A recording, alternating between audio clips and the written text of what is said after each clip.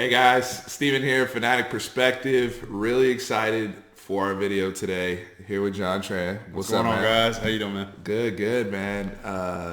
Lots to discuss. A lot. This is going to be our most fan-engaged video we've had. The bulk of this video is really going to be a lot of the content that you guys put forward to us. And we're going to go and break down a lot of the questions that coming out of my 5 burning questions video for spring practice, about a weekend at this point. Haven't really hit the pads yet, but we're going to go into a lot of the things you guys wanted to talk about. But first, just want to do some housekeeping things. Please remember to follow us on all social media as we're continuing to grow. A lot of things we're sharing, a lot of other videos that I'll be launching on Twitter, Instagram, Facebook. So appreciate everybody our numbers have been growing on the social media platform. So very, very thankful for you guys' involvement. So let's keep it up, keep it going. Also remember to subscribe to our YouTube channel. We're very, very thankful for all of you. Want to start with some shout outs. John, been out and about, South by Southwest going on. It's kind of like the little thing. Little minor thing, little you thing know, going for on those right of you who don't know, is, you know, kind of the Super Bowl of Austin, if you will, from a tech, music, media, film standpoint, the whole, you know, even political now. So been out and about with South by Southwest, volunteering for the job, going to different events myself with my wife, and met Jake last night, who we actually met at the Big 12 Championship game in Dallas. So shout out to Jake. Jake, we exchanged numbers, so please text me your YouTube handle so I can give you a shout out so that people know who you are. Really, really appreciate it. Also, I got to meet Mr. Michael Eisenhower. From Eisenhower's on Rainey. Anybody that's been to Rainey knows about Eisenhower's. One of the coolest, dopest bars in all of Austin. Always have a blast there. It's one of my go-to spots. And I actually got to meet Michael, which was really, really cool to me. Brother, thank you. I think he goes by Austin Outdoors. So if you guys see him on there, showing him some love as well in the comments. One more big announcement before I get started with you, John, because we're about to talk about some football. Guys, September 7th, it's a big day. Texas LSU coming to Austin. Many of y'all have your tickets. You know, a lot of people are very, very excited for the game. And I think with that excitement, we want to do something for the channel, right? And I think we want to set a goal, 5,000 subscribers by September 7th. I think it's doable. I think with the momentum we have with this channel and the involvement we've had with you guys and the back and forth and the, you know, the loyalty and the things and consistent engagement you guys have shown, we're going to 5K, guys. And I'm announcing it right now. I feel it too, man.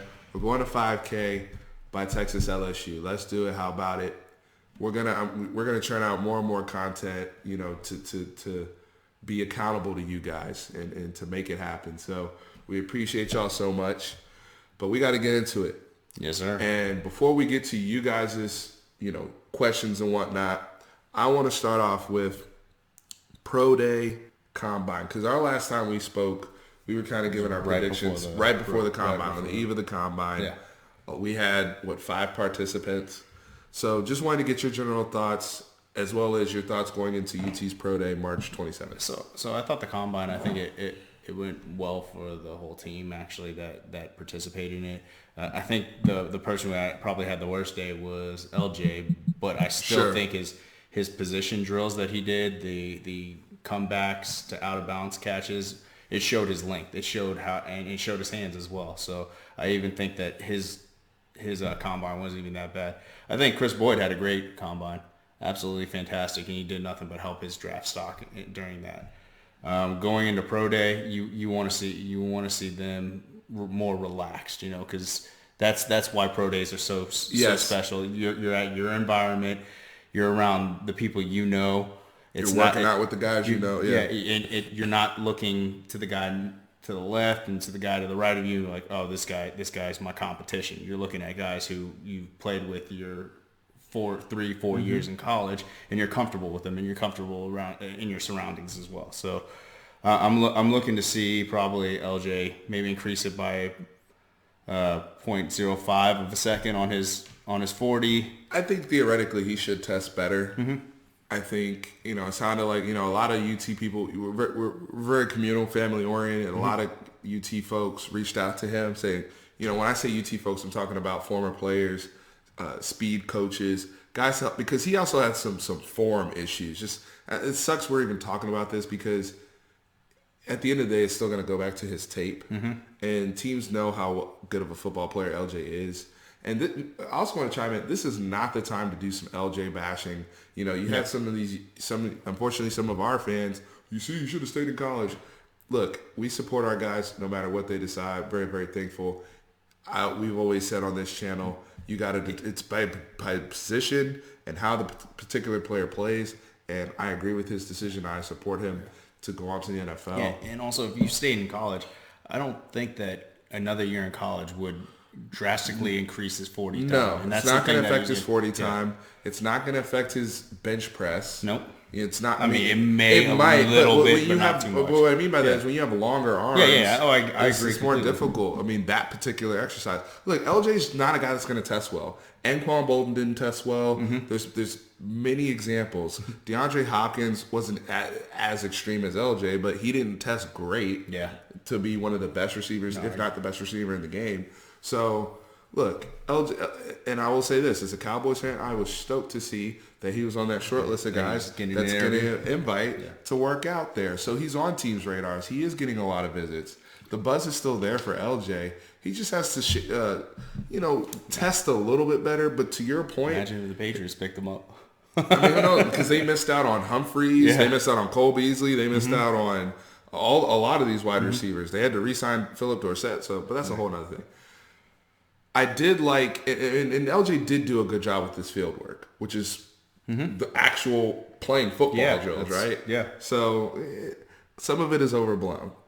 I mean, who had a better season, Little Jordan Humphrey or DK Metcalf? LJ. Okay. I mean, we can go and look at this guy that's built like a Greek god, and he runs 4.3 and has 1.5% body fat, and all that stuff is impressive. But he also has 40% catch rate on balls thrown to him. Whereas you're looking at a guy like LJ Humphrey, who Sam Ehlinger could be his number one job reference about how quarterback friendly he is.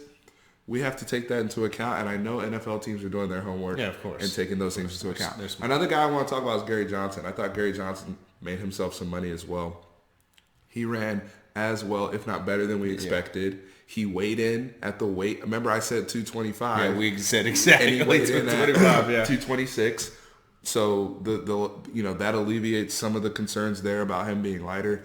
And I think I was really impressed with him in a lot of the ball skills drills. Coverage. Because he didn't really get to show that off too much at Texas. Rightfully so. He's so fast. Todd Orlando really deployed him more as a blitzer and kind of, spy around the line of scrimmage. So he really didn't get to cover a whole lot. But he looked so fluid in those drills. I was really, really proud of Gary Johnson and his performance. I think he can only build on that at Pro Day. Charles Omenihu looked athletic for his size, weighed in big, good wingspan, did well on the positional drills, jumped well. The bags, he didn't look down. That's one thing that I noticed is that when he was doing the bag work, the high knee bag work, he didn't look down. He was looking directly at the coach. He helped himself too in the Senior Bowl. Yes, of course. So that factors in as well. Charles Omenihu, another guy who was also on the Cowboys draft visits. So we got actually two Longhorns that are going to be visiting Cowboys. So who knows? Maybe somebody might be around at pick 58. Yeah. So what do we got up next? Because I just wanted to spend a little bit of time just covering the draft stuff. You guys let us know what you're looking at going to Texas Pro Day. Guys like Calvin Anderson, PJ Locke.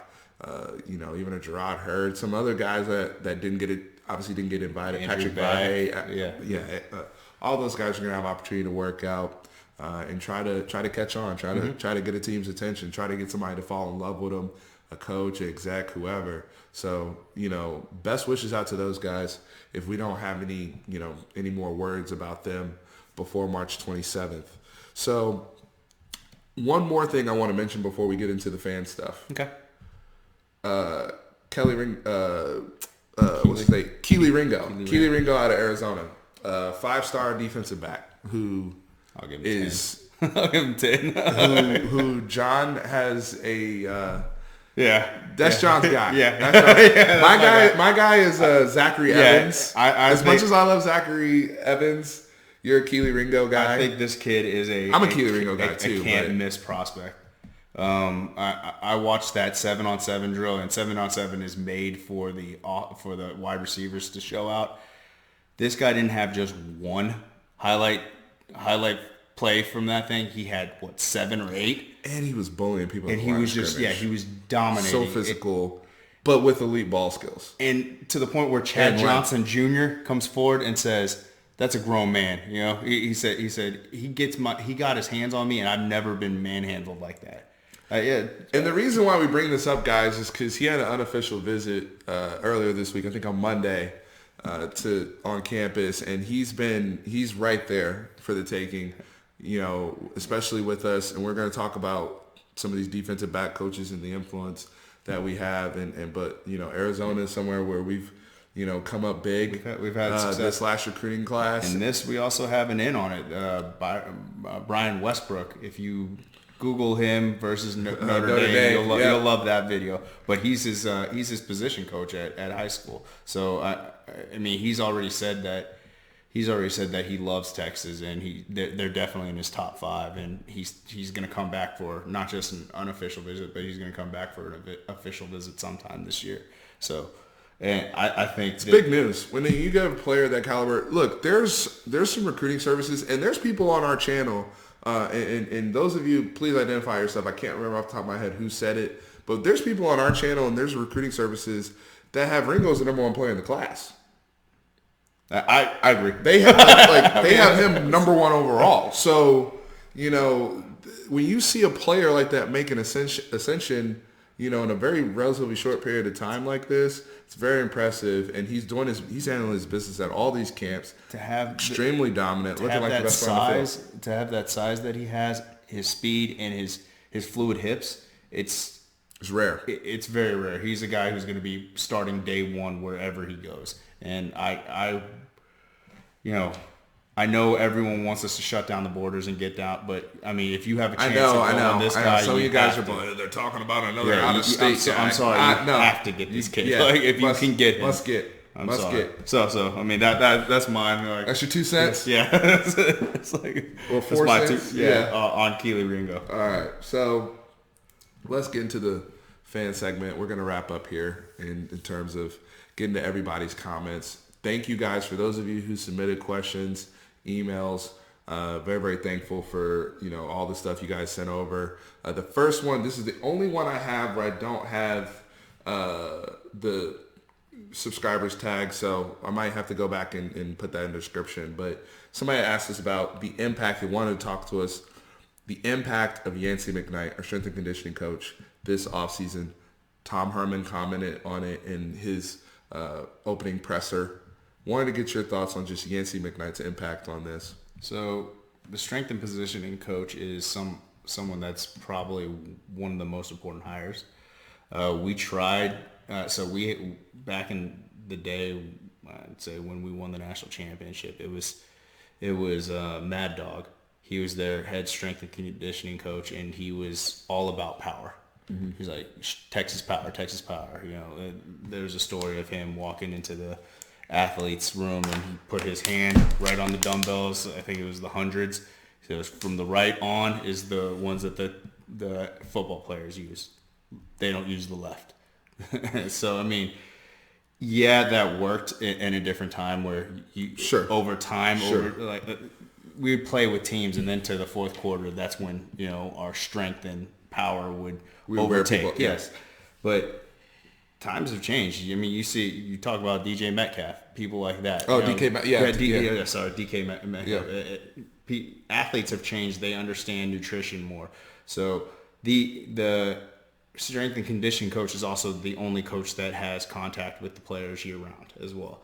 So he has to be not only someone who pushes them, he has to be someone who's got to be a best friend with them. Culture. He's got to have that. He's got to have that personality, and you don't really get him interviewed at all, but you could see how much the kids have bought in with him because they posted every single. I see on Twitter every single day. This is what Yancey does for me, and it shows before they came after, and it's noticeable differences. So. Yeah, when you look at a guy like a Tope Amade who's like 345 of like, I think 15% body fat. That's ridiculous. I mean, it's unreal stuff, right? But I like the development at the different position groups. It's like you said, they've learned more, the game is evolving. We want our guys to look a certain way. Our corners, both of them at 6'1", 190. That to me, sophomore corners, that's a good weight. Yeah, especially Anthony Cook came in, I think 175, 180 maybe. Like he was pretty light. Jalen Green, I don't remember what weight he came in at, but for both of them to be a pretty solid, and just looking at some of the videos and some of the pictures I've seen of those two young men, their bodies look good, very good, lean but strong. You know what I mean? So, kudos to Yancey McKnight, even our quarterback. Sam Ehlinger he even looks, I don't want to say leaner, but not like a bulky type. Like he looks like a lean 235. Even when you just see him in his interviews, his chest, all that type of stuff, I can tell they have very, very strategic designated workouts for everybody. You know what I mean? Yeah. Like no more of this macho man stuff for the whole team. You know what I mean? Yeah, it's definitely position specific for the workout plans are, and I mean you can definitely see it because it's broken up into different groups. Because whenever they're posting a video on the We Are Texas website, absolutely, it's always Twitter, it's always either defensive line working out with defensive line, then the offensive line working out with the offensive line. Yeah. And they're all those groups, the positive impact, the amount of guys we have over 300 pounds now, but a healthy 300 pounds. People say, they're over 300 pounds all the time. Yeah. But it's like, well, I mean, are the brothers in shape? Like, you know what I mean? Like, you'd be 300 pounds and be a damn cow. You know what I'm saying? Like, or are you a bull? You know what I'm saying? Like, there's a difference to me. And he was getting a lot of flack the first year he came in. He said, our guys are fat. He walked in. He goes, they're big, but they're fat. Right.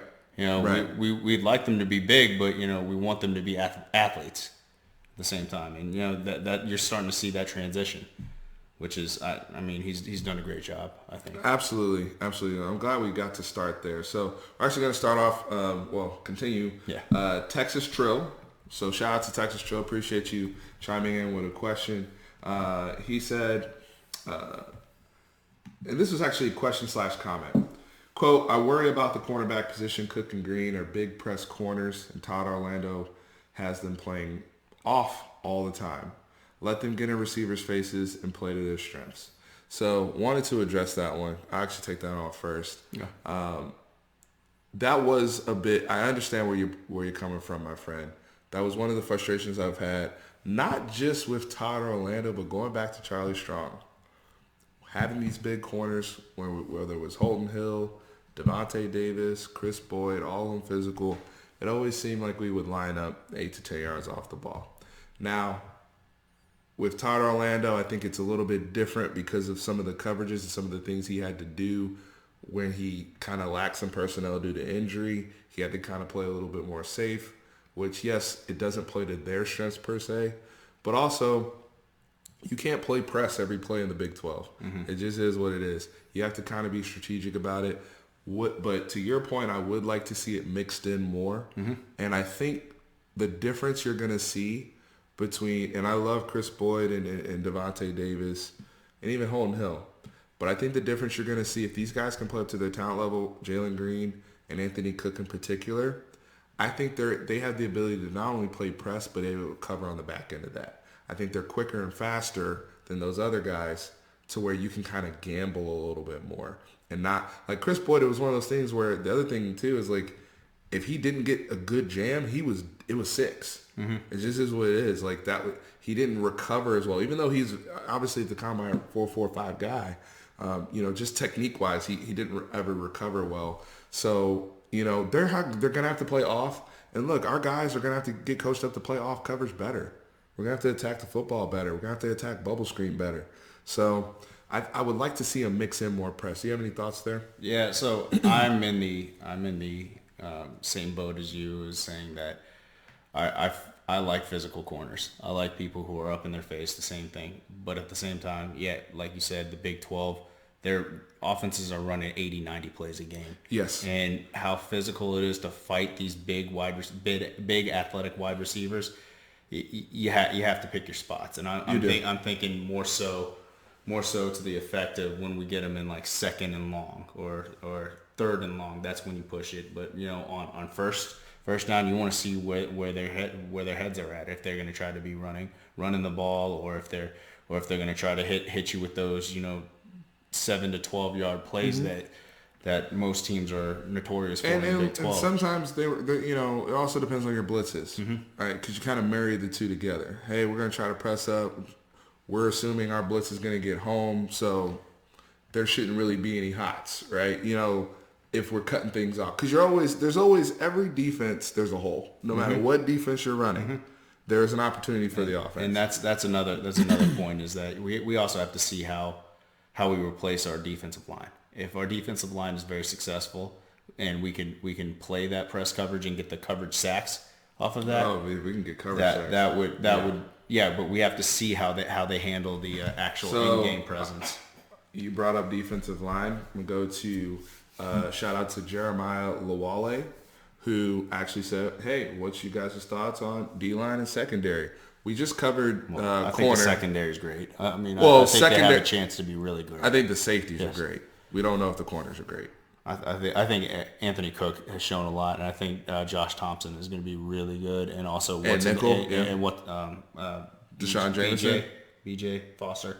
BJ Foster is going to be. Well, really safeties. I'm not worried about safeties. Yeah, I'm not worried about. That's what I'm saying. I mean, we only have that other corner spot, and I think Jalen Green is going to hold that one down. However, the D line, I mean, we are losing quite a bit.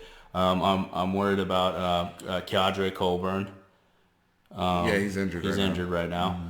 He's our big guy in the middle. If he can get healthy, which he has plenty of time too. Because look, you're gonna have Gerald Wilbon, who's probably gonna start, and then Christmas Giles, who's more of a rotational guy. Try to give us some snaps. We have depth, but it starts. Colburn's the guy who's like the X factor in the middle. Absolutely, could be special. Right? Absolutely. And then I think Taquan Graham can be special too. Don't get that twisted. I like what I'm seeing from him as well. And your boy Marquez Bimage. Yeah, I like him too. Like those guys are all suited for this defense better than their predecessors. I mean, outside of Charles Minihue. Yeah. But I think Coburn has more potential than Chris Nelson did. Absolutely. And I know Marquez Bimage and Taquan Graham. No disrespect to Brecken Hager. Ojomo too. Ojomo. All those guys fit. They were recruited for this, so I look at those gentlemen. I think married with the secondary. We forgot about Roach too. A healthy Roach. Well, Malcolm Roach, and I covered this in the 5 burning questions. Got to develop the pass rushing stuff. I know on rundowns, on first and second down, he'll be there, but I can't have Malcolm Roach in stalemate situations on passing downs. I agree. In the Big 12, you turn into just being another guy on the field. And I think with him playing all these different positions over time, he's got to develop some type of way, some type of technique to get to the quarterback. If we can get the level of production from him that we got from a Minihue, then that helps negate that. But Malcolm Roach, I'm calling you out, man. You got to step up this year. You should be healthy. I know your character, your background, your dad being a coach, and he started off his UT career as one of my favorite players. Fire. And look, I know, brother, the position changes and the injuries have been setbacks. Weight has been an issue, but all that now, you should have a home at this defensive end position. Leader. Yep. It's time. Let's move on to another question. Mike Valverde. And Mike Valverde, I appreciate you, man. You've been commenting a lot, and I see you. I may not get to every single comment, but I appreciate everything you've put forward. But who do you have as your breakout player who played less than 5 games last year? And which true freshman has the biggest impact? Do you want to start, or do you want me to start? So you can go ahead and start. Okay, so less than 5 games. I've been saying this guy's name all the time, Joshua Moore, who I believe will be your starting slot receiver come Louisiana Tech. And we know how much attention that slot receiver gets. I say Joshua Moore because I think he was recruited for this position. He was already getting reps before he got hurt last year. He had the great catch against USC that we all remember back in the end zone. Crazy athleticism. I think he's a guy who's just been slept on, quite frankly. He reminds me in a lot of ways of Reggie Hempel Maps at times. And we saw how with his head on straight. With his head on straight and with more athleticism and speed. Yeah. So, because he's 6'1", he's not small. He's not small at all. And he's another guy that's, gotten stronger, gotten healthier. So Joshua Moore would be my breakout player, less than 5 games. True freshman with the biggest impact, just because of how many touches this guy's going to get, Jordan Whittington. I know last week I asked the questions about how he'll transition to being a full-time running back. I think he's going to be a breath of fresh air in the backfield and give us that home run speed. We've been missing that playmaking ability. And I love Keontae Ingram, but I think Keontae Ingram's going to be like the guy that sets the table and is the stable, almost bell cow type back. But I think Jordan Whittington in the pass game and run game will be he'll be my breakout freshman. So for the breakout players, I'm gonna say Keandre Colburn because he's gonna. I won't spend too much time on it because I want to say someone else besides that. But Keandre Colburn because he has the ability to take on double teams. And I remember one play against the Georgia team where they threw a screen and he chased him down and got a shoestring ankle tackle, which that showed effort for me. But the guy I want to see step forward that we didn't really see, and you were the one who kind of got me on it from the video you showed me earlier, was Malcolm Epps, because the way he is with the other wide receivers. If you haven't seen the video of him, Colin Johnson, Devin Duvernay, Jordan Pouncey, and Kirk Johnson doing a catch-off. We'll have that in the description. He is absolutely hilarious. He's that teammate that works hard. You can tell he's working hard because he's catching a lot of the balls. But he loves having fun, and he's the guy who unites Malcolm the teams. Epps has a wonderful personality. And bigger than life personality. He and shout out to Colin Johnson. We're gonna subscribe I subscribe to his YouTube channel, but for those of you who don't know, he has a lifestyle vlog. Yeah. A lot of it is focused on his experiences at UT. His interaction with teammates. He does a lot of fun, lighthearted content. Your kids can check it out and stuff. But, just love all the stuff he's talking about and just where the brother's head's at. He's going to be one of our leaders as he's recovering from his knee. But we'll have all the links to his channel so us as UT fans can go and support his YouTube channel. We want him to grow as much as possible. But Malcolm Epps, we fell in love with him after that video. I mean, he was just his larger-than-life personality. You can tell he's a Houston boy, and he's a talker. I love it. I love that energy. And the fact of the matter is he's a giant wide receiver. So if you're looking for that type of person to take over the slot, a big person, he's someone who actually could probably slide in or get a little. If they moved him to like a tight end. Yeah, if they moved him. Yeah, if they moved him. But Malcolm Epps, just red zone, period.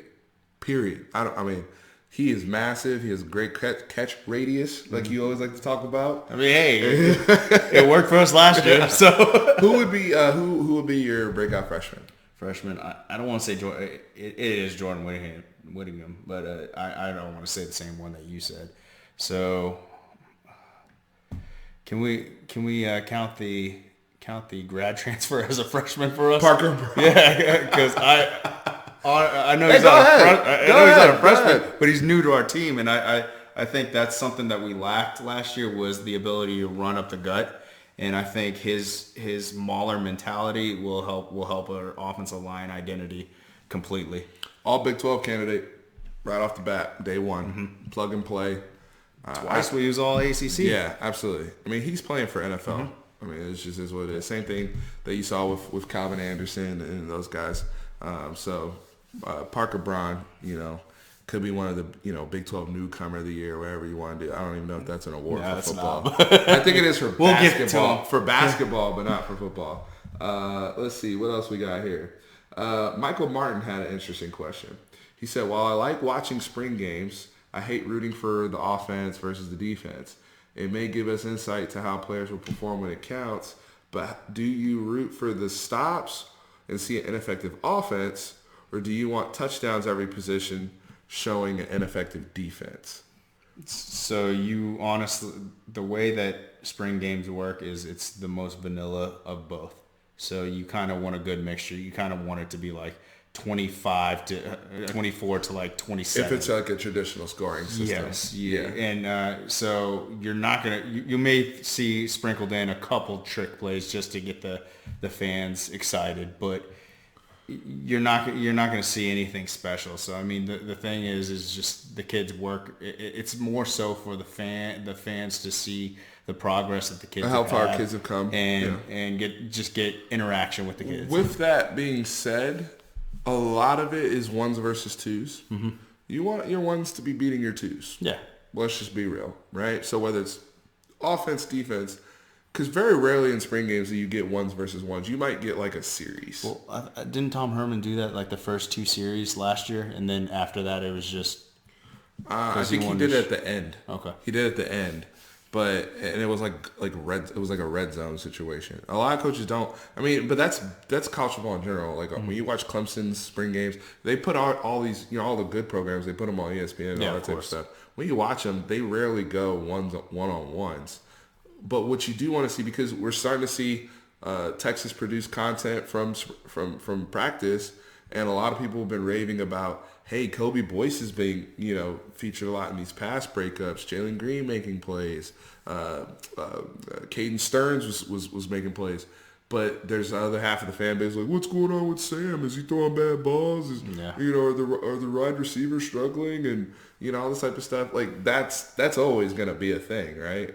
Like, but we just started this with questions about the corners. I think I would always take the positive edge of it and say, look, I'm happy to see those guys making plays. I think that will help their confidence. I think it's also strategic on the part of Texas to promote the guys who are like the questionable position group and be put. I'm just saying, like, that's how smart these guys are, and then how many people they have involved in the process. Tom Herman talks about alignment.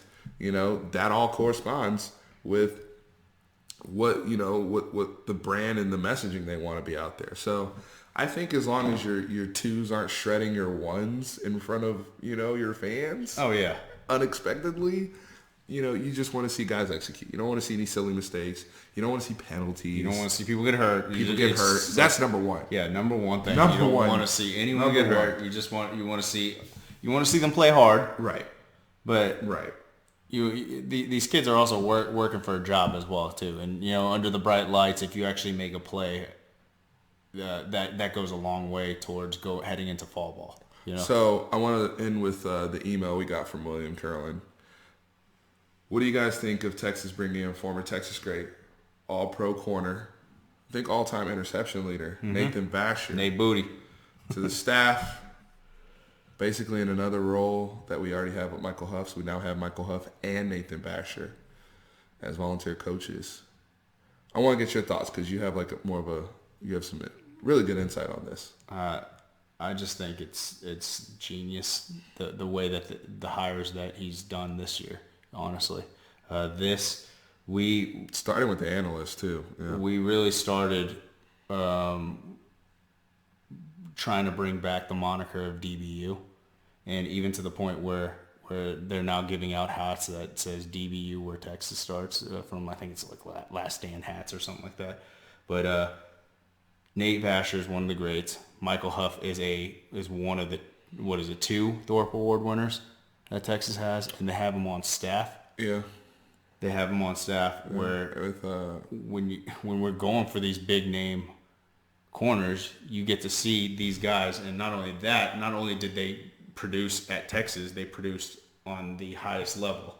They're both Pro Bowl athletes. Michael Huff, like I said, won the most prestigious defensive back award. The credibility he brings to the room and the relationship he has with guys. Yeah, exactly. You'll actually see him in another one of Colin Johnson's videos where, he's messing around with him in the locker room. But you can just see the presence he has. So adding a Nathan Vasher there, guys that are coming in from a recruiting standpoint, when you come in as a kid and you see him on the wall, housing a pick or a punt back for a touchdown, like that's a big freaking deal. And like, hey, that's a guy that can mentor me.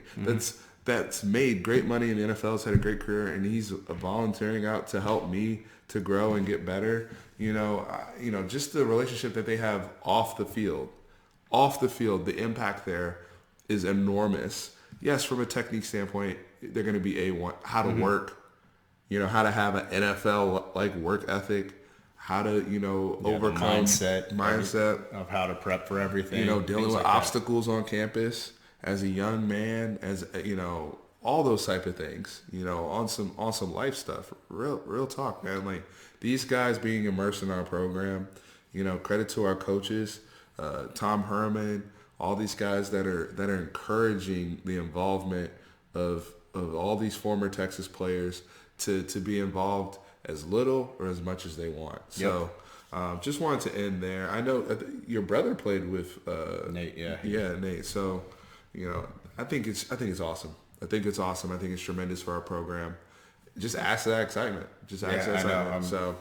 Y'all, hey, all I have to say right now is just knock on wood, everybody stays healthy throughout these practices. It's the only thing I really think about. Overall, though, next video we do, we're going to focus on the quarterback position. We haven't talked enough about Sam Ehlinger and some of the things. We had a Sam Ehlinger versus Tim Tebow thing, but we'll save that. We'll save that one. John has a very interesting theory, but we'll save that one for next video as we got to focus on our leader next time. Yes, sir. That the cool thing about this, and I'll end here. The cool thing about this is we get to talk about so many other positions. Why?